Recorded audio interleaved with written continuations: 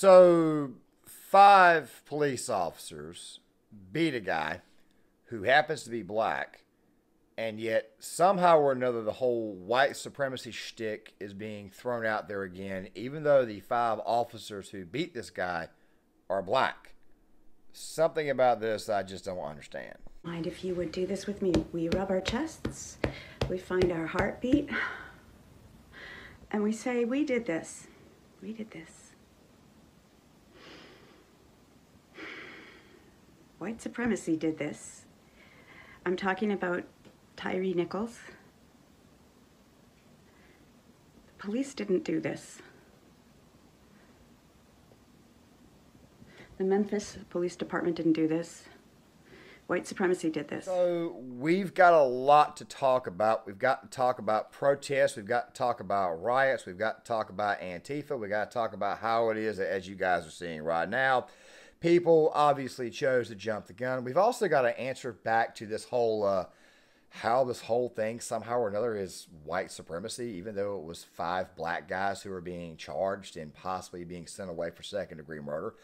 We got to answer both sides, the cop and, of course, obviously the victim in this case, or the perp, whichever one you want to actually use. I tend to say perp because this whole entire thing was completely unavoidable, and even though I just watched the footage twice, yes, definitely the cops were definitely excessive, and obviously some punishment needs to be laid down. But we need to talk about all of it. Now, guys, before we get started, there are 2 very, very quick things, though. Number 1, the dash cam video, or the body cam video, and of course the light video. I cannot show it in this video here, or else I just may get a strike. Typically, bigger YouTube channels can get away with that, but I will be leaving the video, which, by the way, will probably be a part of an article in the description box of this video here. I will be leaving another video in the comment section, which, by the way, I'll be going back to re-reference, which, by the way, is going to be kind of helping me explain, just kind of helps me explain what I think could be going on as far as when it comes to the media. And I want to go ahead and address this little topic here. Apparently, Jason Whitlock, and this has got to do with the situation from Tyre Nichols. Apparently, Jason Whitlock, he went on Tucker Carlson the other night. And this little video right here, I'm going to try to fit it in the description box. Somehow or another, this video is age restricted because Whitlock criticized the media. And it's not like he said anything that had like bad language. It's just very, very weird how some people just get triggered over the slightest bit of nonsense. Now, with that right there being said, let's go ahead and dive. Here is the story. And as I said before, this entire thing was completely avoidable. But here's the thing. 29-year-old man driving down a road. Reports indicate he's driving erratic. One officer stops. One officer comes by. Next thing you know, you've got 2 officers. 3 other officers eventually show up. Now, there are some people out there who are saying, look, man, how in the world is it that these officers who were part of the Scorpion unit, which, by the way, is a task force which is designed to kind of help stop crime, why are they there? Well, let me go ahead and break that down for you now. It's more likely that these right here were the only officers at that time that could actually answer, meaning that they were actually the closest there. Now, I watched the video, and I thought it was definitely excessive. It looks a lot worse, obviously, when you see the camera shots from the light pole. Like I said, I can't show you the actual video footage, but you will see it when you actually look at one of the articles that I post that's got the full ordeal in the comment section. But the thing is this right here, dude. And like I said before, it was avoidable. And why was it avoidable? Dude, you're 29 years old, man. You should know that when officers tell you to stop, that you need to stop. You don't need to resist. And that right there is what Tyre was doing. He was resisting. I don't think his resistance was as powerful as other people I've seen actually resist in some of these cases. And of course, like I said before, we'll get to the whole white supremacy aspect because I don't see any white supremacy here. But that's the thing, though. You see, this right here is what you should be doing in this situation. You see, if you're subdued by an officer, don't move. Okay, you do exactly what they tell you to do.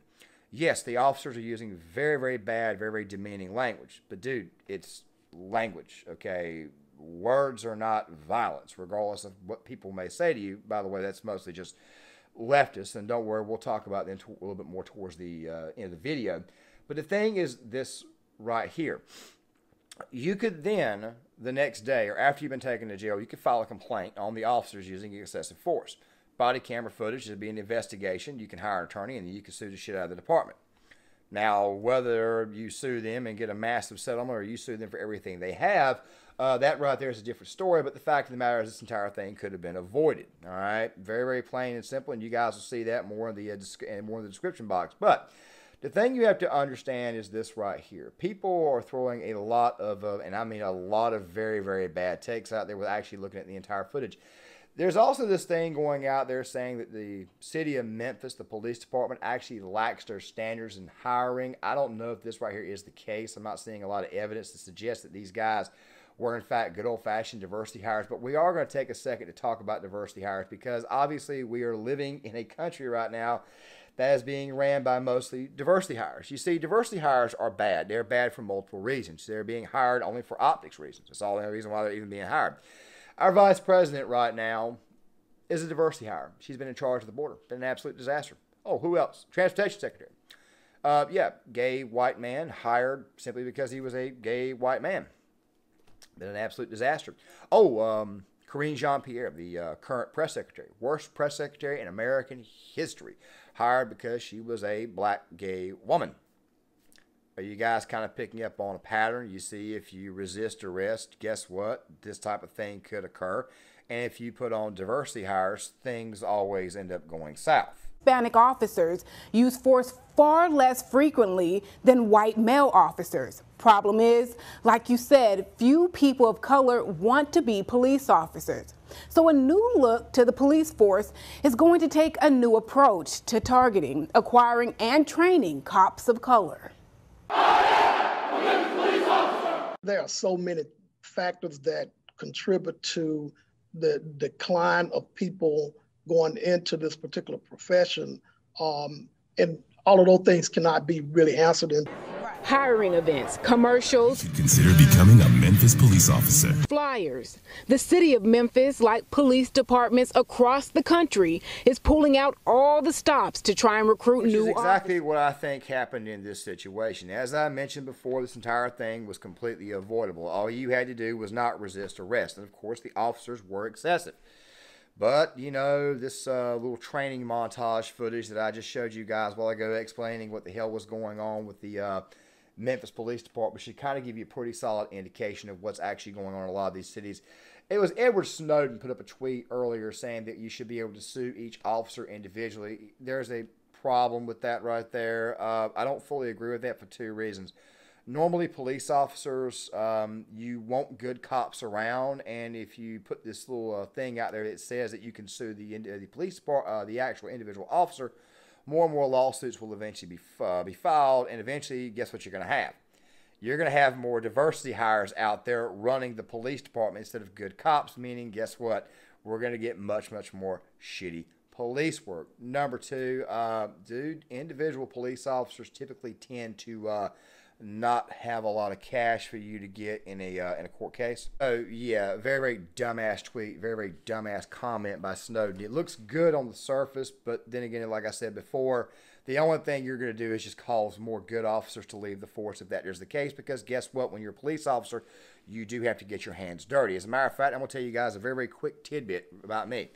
I went through the police academy back in 2015, graduated the police academy, but I never got hired by an actual office. I spent the first 3 months outside the academy working another job. I spent the next year working another because I lost that job due to some stupid crap. But over the time that I was working just good old-fashioned basic jobs, I stopped applying for police jobs after the 5th one. And I'll go ahead and tell you right now 2 reasons why. Number one, it was reasons like this right here. You see, I know my temperament. I understand that I could lose my shit while I'm on the job. Now, I'm not saying that there's what happened in this case, but obviously I understand that knowing me, knowing exactly how disciplined or how undisciplined I can be, I could very, very well be put in a situation like this right here. Also, to go on top of that, the F5 form was a real pain in the ass, and I just got tired of doing it because I had so many jobs to list. Being a police officer, by the way, is an extremely stressful job, okay? Many people think that cops are not very bright. Let me go ahead and tell you something right now. that is not true. Cops have got to know a lot. It's not just understanding the job. They got to know a lot of laws. They got to know a lot of stuff. And it's not just anything you might would think would be book smarts. It's mostly street smarts. It's the ability to read people, especially when you're working in a big city. I've always felt that city cops put up with the most amount of crap because they have to deal with an actual city. They have to deal with crime. They have to deal with decay at a much, much more rapid rate. They have to see all kinds of stuff. They have to do all kinds of stuff. And like I said, I'm not saying this right to simp for the police. Obviously, I've told you guys before that I felt the cops, for the most part, were in the wrong here. But you're not going to be able to charge them with second degree, at least as far as I can see, because second degree murder requires intent, and Tyre died 3 days later. Now, like I said, I'm not a legal expert. I'm just a guy who did research on law because that was the degree I got before I went to law enforcement academy. But the thing is this right here.